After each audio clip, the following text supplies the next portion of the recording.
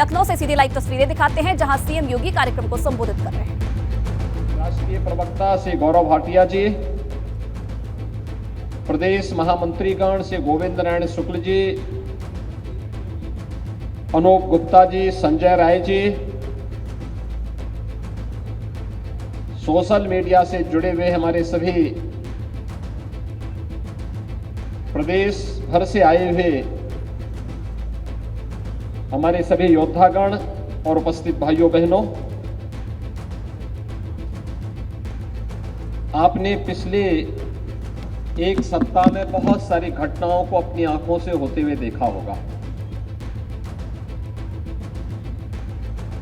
प्रधानमंत्री मोदी जी की 6 दिवसीय 3 देशों की यात्रा,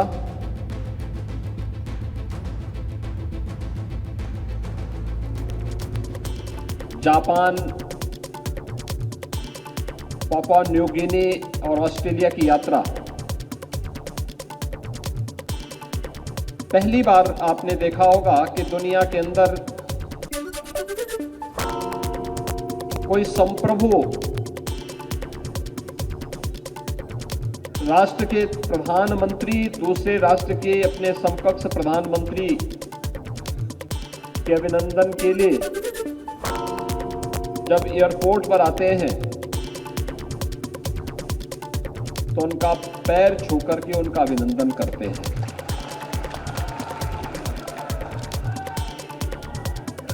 इस दुनिया के अंदर पहली बार ये घटना दुनिया ने देखी है। ऑस्ट्रेलिया के प्रधानमंत्री जी के द्वारा प्रधानमंत्री मोदी जी के प्रति सम्मान के जो शब्द कहे गए, मोदी इज द बॉस, बहुत बड़ा एक सम्मान का भाव है। और अमेरिका के राष्ट्रपति के द्वारा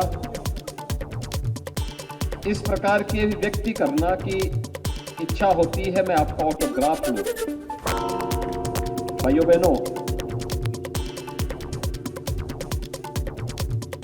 पापुआ न्यू गिनी और फिजी ने अपना सर्वोच्च सम्मान प्रधानमंत्री मोदी जी को दिया। दुनिया भर से जुड़े हुए तमाम राष्ट्राध्यक्षों ने प्रधानमंत्री मोदी जी के प्रति अपना जो सम्मान का भाव व्यक्त किया है, हम सब भारतवासी उससे गौरवान्वित हैं। लेकिन इन घटनाओं का केवल अवलोकन नहीं करना, उसका केवल आनंद ही नहीं लेना, बल्कि मीडिया ने तो इन घटनाओं को बहुत, प्रिंट मीडिया में, विजुअल मीडिया ने इसको हाईलाइट किया। सोशल मीडिया के माध्यम से हम इसे कैसे प्रस्तुत करते हैं, ये हम पर निर्भर करेगा। और उस घटना को उस रूप में प्रस्तुतिकरण, देखिए मीडिया का स्वरूप बदला है। मुझे याद है जब हम लोग राजनीति में शुरू में आए थे, प्रिंट मीडिया का बोलबाला था और प्रिंट मीडिया ही सब कुछ तय करता था।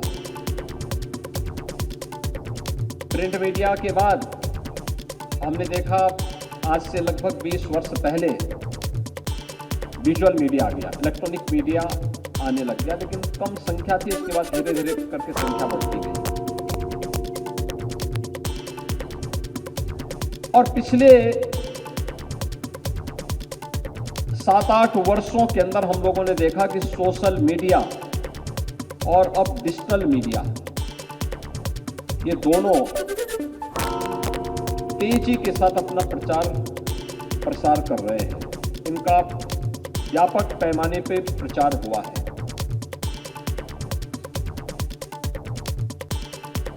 पहले लोग सुबह उठते थे तो उनके लिए समाचार पत्र चाहिए होता था।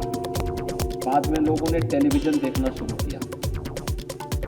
अब लोग अपने व्यस्त दिनचर्या में से समय निकाल करके अपने तैयार हुए, अपना सामान्य कारोबार देखा, काम धाम देखा और फिर अपने काम पे निकल गए।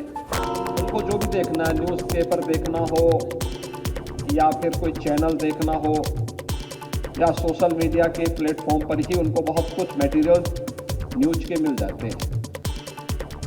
यानी स्मार्टफोन यह आज एक बेहतरीन माध्यम हो चुका है समाचार के आदान प्रदान का भी। डिजिटल मीडिया का प्रचार भी उतनी तेजी के साथ हुआ है और सोशल मीडिया का भी, लेकिन इसका उपयोग कैसे करना है और किस रूप में करना है। याद रखना, जो मीडिया के अलग अलग रूप देखने को मिल रहे हैं वही टिक पाएगा जो अपनी विश्वसनीयता को बनाए रख पाएगा। जिसकी विश्वसनीयता होगी वही टिकेगा, बाकी तो एक समय के बाद सब अपने आप गायब हो जाएंगे। और इसलिए भाइयों बहनों, मैं आज इस अवसर पर आपसे कहूंगा कि पिछले 9 वर्ष के अंदर बदलते हुए भारत को हम सब ने अपनी आंखों के सामने देखा है। एक भारत, श्रेष्ठ भारत, वैश्विक मंच पर भारत को बढ़ती हुई प्रतिष्ठा। भारत का विरासत हो या भारत का व्यक्ति, दोनों का सम्मान बढ़ा। योग वैश्विक मंच पर छा गया। चीन जैसा देश आज के दिन पर उनके यहां सबसे ज्यादा योग की क्लासेस लग रही है, योग के पीछे भाग रहा है। आयुष दुनिया के अंदर छा गया, आयुर्वेद के पीछे लोग भाग रहे हैं। भारत वैश्विक मंच पर अनेक ऐसे कार्यक्रमों का नेतृत्व कर रहा है जिसकी आज से 9 वर्ष पहले कोई कल्पना भी नहीं कर सकता था।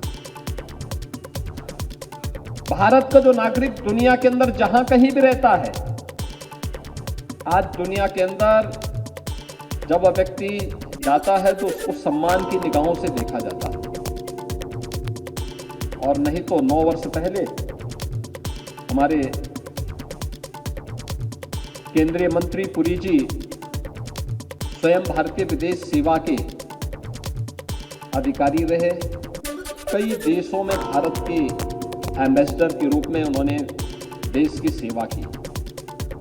देश के राजनयिक संबंधों को और कूटनीतिक संबंधों को मजबूती प्रदान करने के लिए अपनी अहम भूमिका का निर्वहन किया। और उस कालखंड में उन्हें कितनी परेशानी होती रही होगी जब देश के अंदर असमंजस की स्थिति रही होगी और उनको विदेशी मोर्चे पर अपना मोर्चा संभालना पड़ा रहा होगा। कितने कठिन दौर से उस समय गुजरा होगा। लेकिन आज ऐसा नहीं है।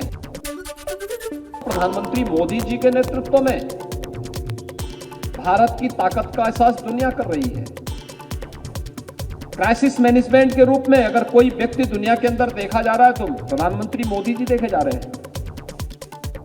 दुनिया के अंदर कहीं संकट आएगा, लोग आशा भरी निगाहों से भारत को देखते हैं, प्रधानमंत्री मोदी जी को देखते हैं। और ये हम सब भारतवासियों का सौभाग्य है कि आजादी के अमृत महोत्सव वर्ष में G20 जैसे प्रतिष्ठित समिट को आयोजित करने का सौभाग्य भी भारत को प्राप्त हुआ है प्रधानमंत्री मोदी जी के नेतृत्व में। और अनेक बैठकें, 150 से अधिक बैठकें अब तक भारत के अंदर अलग अलग क्षेत्रों में हो चुकी हैं। उत्तर प्रदेश में भी कुछ बैठकें हुई हैं। यानी दुनिया भारत को देखने के लिए आ रही है, भारत के सामर्थ्य को देखने के लिए आ रही है। लेकिन भारत के सामर्थ्य को दुनिया के सामने, क्योंकि सोशल मीडिया का कोई दायरा नहीं है, समाचार पत्र का एक दायरा है। अगर लखनऊ का संस्करण है तो लखनऊ में ही दिखेगा। वाराणसी का है तो वाराणसी में ही पढ़ने को मिलेगा। लेकिन सोशल मीडिया का तो कोई दायरा नहीं है। मैं कभी कभी देखता हूं, मैंने उत्तर प्रदेश के अंदर कुछ ऐसी घटनाएं घटी थी जिसमें सोशल मीडिया की बड़ी नेगेटिव उनकी चीजें थी, तो मैंने उनका एनालिसिस करवाया। एक बार मैंने देखा कि इतने नेगेटिव ट्वीट क्यों आए हैं, कैसे आए हैं, मैंने उसका एनालिसिस करवाया। तो मैंने देखा उसमें 75% से अधिक ट्वीट जो हुए थे, ये सब यूके से, यूएई से, यूएस से या किसी अन्य ऐसे दूर बैठे हुए कोई अन्य जगहों से किए गए थे। जिनका भारत से या उत्तर प्रदेश के किसी शहर से कोई लेना देना नहीं था। यानी आपका कोई दायरा नहीं है, आपका तो वैश्विक दायरा है, सोशल मीडिया का दायरा वैश्विक है और इसलिए अपने इस दायरे को उसी विश्वसनीयता के साथ, प्रामाणिकता के साथ प्रस्तुत करने के लिए आप सबको अपने आप को तैयार करना होगा। वैश्विक मंच पर बढ़ती हुई भारत की प्रतिष्ठा हो या राष्ट्रीय और आंतरिक सुरक्षा के मुद्दे पर भारत के द्वारा सुदृढ़ की गई अपनी स्थिति, भारत के अंदर इंफ्रास्ट्रक्चर डेवलपमेंट का हो या विरासत के सम्मान का, भारत के अंदर गरीब कल्याणकारी योजनाओं का हो या युवाओं को स्वावलंबन के मार्ग पर अग्रसर करके या महिला सशक्तिकरण के लिए बेहतर कदम उठाने का, ये हर एक क्षेत्र में कुछ न कुछ नया हुआ है। और उस सभी बातों को अगर हम सोशल मीडिया के माध्यम से हाईलाइट करेंगे, अधिक से अधिक व्यक्ति तक हम पहुंच सकते हैं, अधिक से अधिक लोगों को अपने साथ जोड़ सकते हैं, सही तथ्यों से उन्हें अवगत करा सकते हैं, क्योंकि जो कुछ भी मिलेगा वह जब आप उस प्रकार का मटेरियल देंगे तो ही लोग उसको स्वीकार कर पाएंगे, अंगीकार कर पाएंगे और उसकी प्रामाणिकता भी होनी चाहिए। अगर वह कहीं से उसको क्रॉस चेकिंग करता है तो उसको उन स्थितियों में वह सत्य के नजदीक दिखना चाहिए, सत्य दिखना चाहिए या सत्य के नजदीक दिखना चाहिए, तो विश्वसनीयता बनी रहेगी। नहीं तो होता क्या है, आपने देखा होगा एग्जिट पोल आते हैं, जो जमीनी धरातल पर कार्य करता है उसके सही आंकड़े आते हैं और अब तो लोग बोलने लग गए यार देखो इसी का सही आएगा, बाकी तो सब ऐसे ही बोलते हैं। तो ऐसे ही आपके बारे में भी कोई गलत धारणा ना बनाए और सचमुच जितना कार्य हुआ है, जिस भी क्षेत्र में आप देखेंगे, किसी भी क्षेत्र में, किसान कल्याण का हो, युवा कल्याण का हो, महिला सशक्तिकरण का हो, श्रमिकों के कल्याण का हो या फिर व्यापारी कल्याण का हो, वन नेशन वन टैक्स का हो, इंफ्रास्ट्रक्चर का हो, इंफ्रास्ट्रक्चर में भी अलग अलग सेक्टर में अलग अलग जो कार्य हुए हैं, कहीं हाईवे बने हैं, एक्सप्रेसवे बने हैं, इंटरस्टेट कनेक्टिविटी बेहतर हुई, पहले से बहुत अच्छी हुई है, एयरपोर्ट्स बने हैं, उड़ान जैसी योजनाओं ने एक सामान्य नागरिक को भी वायु सेवा और हवाई जहाज से चलने की सुविधा उपलब्ध करवाई है। ये बहुत सारी योजनाएं हैं जिनको एक एक करके अगर हम गिनना प्रारंभ करेंगे तो यह हमारे लिए स्वयं भी प्रतिदिन का एक बहुत बड़ा कार्य हमें प्राप्त होता है। अब उत्तर प्रदेश के अंदर ही अगर आप देखेंगे, अगर देश के अंदर 3 करोड़ से अधिक गरीबों को एक एक आवास मिला है तो ग्रामीण और शहरी क्षेत्र में उत्तर प्रदेश में 54 लाख गरीबों को एक एक आवास मिला है, 54 लाख गरीबों को, और ये पिछले 6 वर्ष के अंदर मिला है।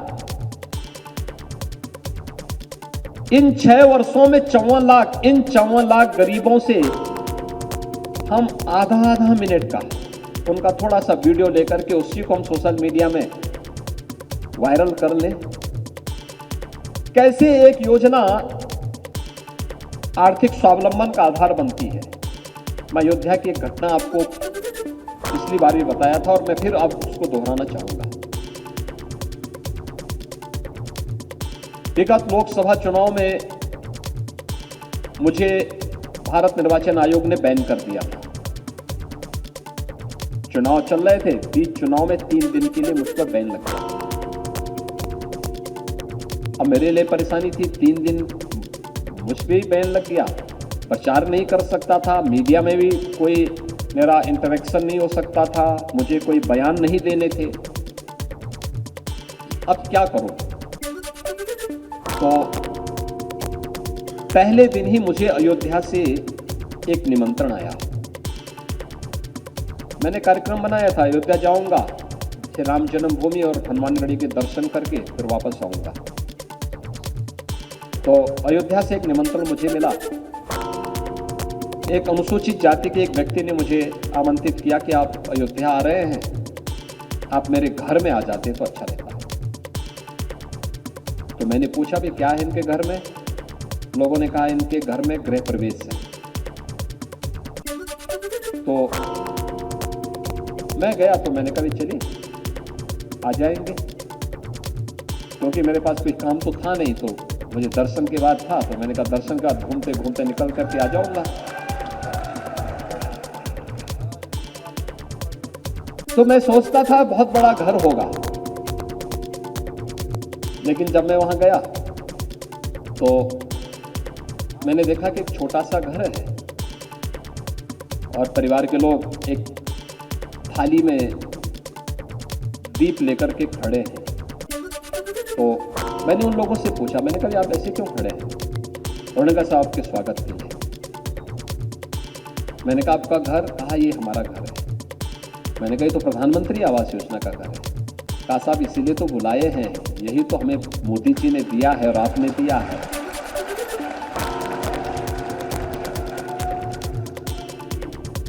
यानी वो व्यक्ति उसे कहता है कि ये घर आपने मुझे दिया है और इसलिए मैं इसके गृह प्रवेश में चाहता था कि कोई आ जाता, कितना अच्छा होता। और तो मुझे पता लगा कि आपके बैन लगा हो, आपके पास कोई काम तो होगा नहीं, इसलिए हमारे घर ही आप आ जाएंगे। तो मैंने कहा भी आपने तो बहुत अच्छी बुद्धि लगाई है। तो मैं घर चला गया, बैठ गया घर में बैठा। तो मैंने कहा अच्छा बताइए आपको कुछ और योजना का लाभ मिला?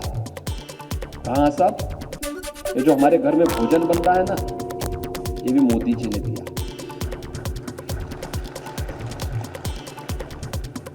मैंने कहा और? कहा ये जो बिजली जल रही है ना, ये भी सौभाग्य योजना में हमें मिली है, फ्री में मिली है, ये भी मोदी जी ने दिया। मैंने उसके बाद कहा और कुछ? कहा साहब हाँ, हमारा ये जो पासबुक है ना, ये भी मोदी जी ने दी, जनधन अकाउंट भी मोदी जी ने खोला। मैंने कहा और?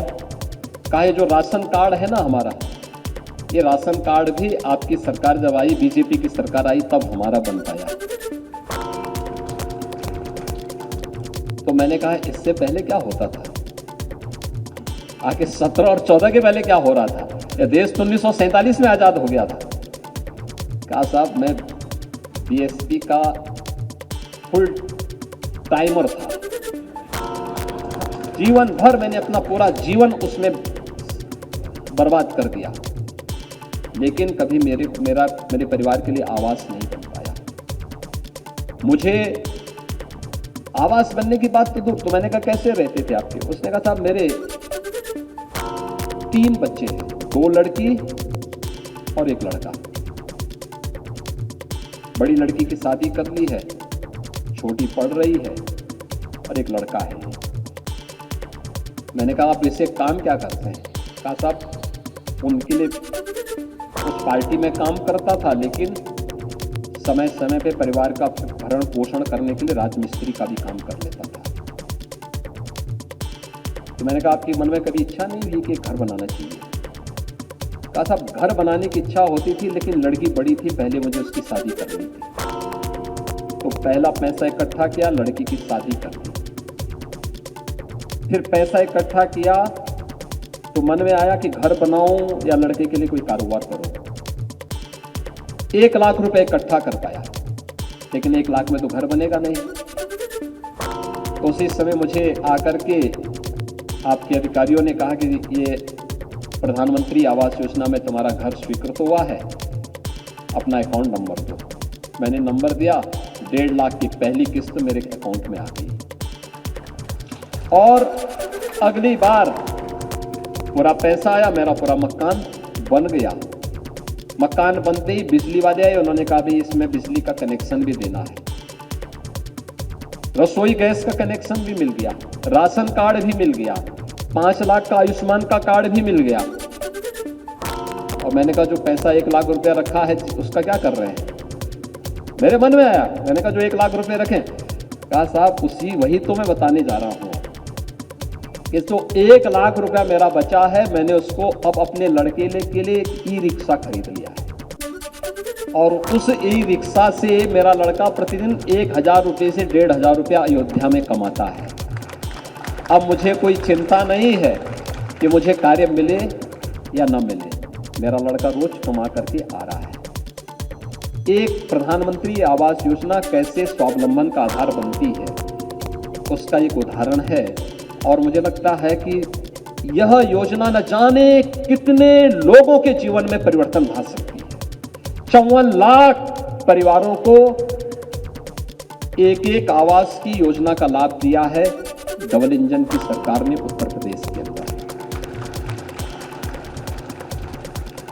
भाइयों बहनों, देश के अंदर 80 करोड़ लोगों को, आपने देखा होगा इससे पहले कि आप लोगों को थोड़ा रिसर्च की आदत भी डालनी चाहिए। इससे पहले कब कब महामारी आई, थोड़ा तो देखिए, इंदिरा गांधी प्रतिष्ठान में मुख्यमंत्री संबोधित कर रहे थे और प्रधानमंत्री के 9 साल के कार्यकाल पर वृहद अभियान शुरू हो रहा है और उसका आगाज हो चुका है।